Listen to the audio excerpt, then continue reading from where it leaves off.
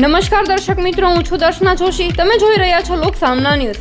તો જોઈએ આજના સમાચાર સુરેન્દ્રનગરથી અમારા રિપોર્ટર ઈરુ પરમાર સાથે. ચિત્રા રાજાનગર પ્લોટ નંબર 35 ખાતે પ્રેમ સંબંધના કારણે પરિવાર પર હુમલાની ઘટના બની છે.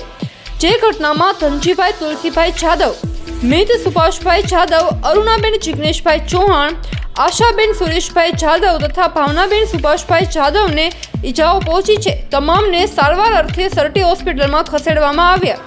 બનાવમાં કુલદીપભાઈ, ભાવેશભાઈ સુરતવાળાના ભાઈ સહિત અંદાજે 35 જેટલા અજાણ્યા ઇસમો દ્વારા હુમલો કરવામાં આવ્યો હોવાનું જાણવા મળી રહ્યું છે. હાલ પોલીસ ઘટના સ્થળે જઈ સમગ્ર પરિસ્થિતિને કાબૂમાં લઈ પોલીસે ઘટનાની તપાસ શરૂ કરી છે. તો ફરી મળીશું એક નવા સમાચાર સાથે. ત્યાં સુધી જોતા રહો લોક સામના ન્યૂઝ.